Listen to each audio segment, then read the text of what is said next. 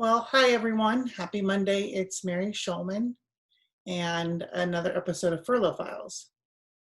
So, I've been reading a book called Resolved 13 Resolutions for Life.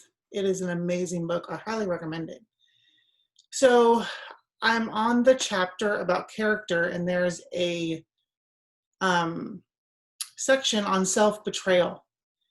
And when it talks about self-betrayal, it gives examples such as setting your alarm early to get up and exercise and hitting the snooze button. It talks about different levels of how we lie to ourselves. A couple years, well, actually many years back, I was at a workshop and we had to dress in bathing suits too small for us and be judged by the person across from us.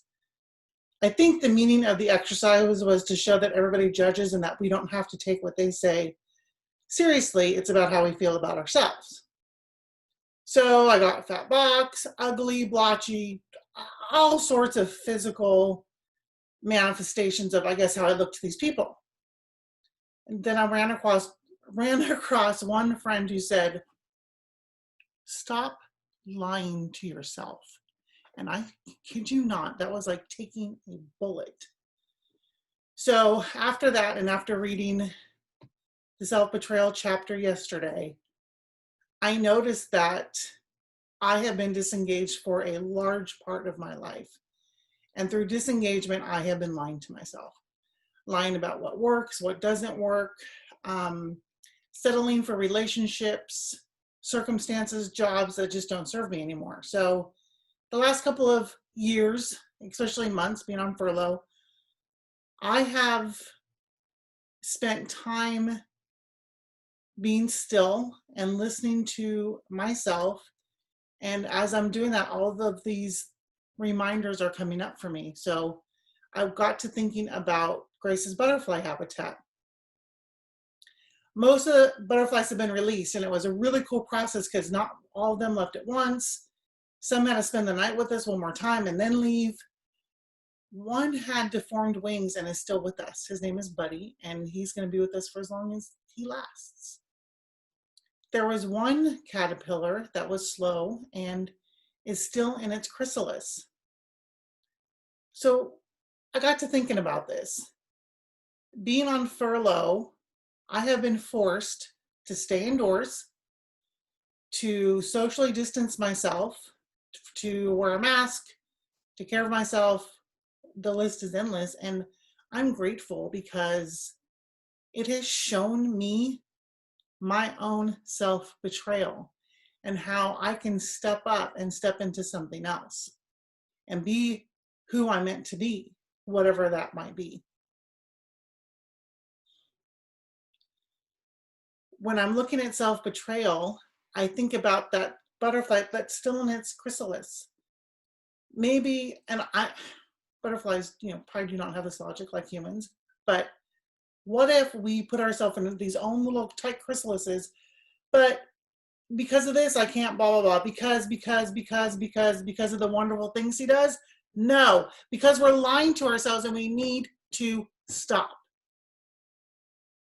If we're not happy, or not even happy, content about any area of our life, finances, health, job, relationships, love relationships, then guess what? We are lying to ourselves.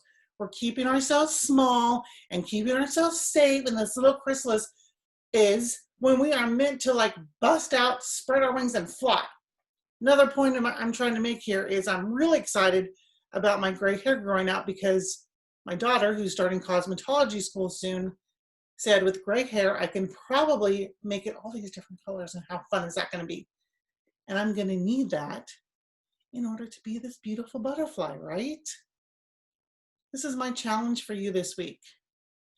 Look at areas where you're just getting by, or you're fair to midland, or you're just not, you don't feel a sense of joy when your partner walks in the room. Yeah, relationships are not sunshine and roses, and they aren't meant to be all the time, but when I see Dave in the morning, like this morning, we had a great conversation. It didn't last forever, but it was a quality conversation. And I was excited to have it with him. And when I see him, I want to kiss him. And I hope he feels the same way about me. So, and I want that to be forever in our relationship. And I know it can be. And I know that both he and I need to be resolved to work on it together. So again, your challenge for this week is, where are you lying to yourself? I think it's time to get truthful. We have the time to do that. We can stop disengaging and start engaging in our lives and figure out what we need to do to move forward and fly and be free. I hope you have a beautiful week. And if you have any comments, I welcome them. If you need some assistance with finding where you're stuck, please reach out to Dave or I. We can both help you with that. And I can give you some books to read or something to listen to, or even some words of my own that I think will help you. So again, have a beautiful week. Be honest with yourselves. I love you, and bye-bye.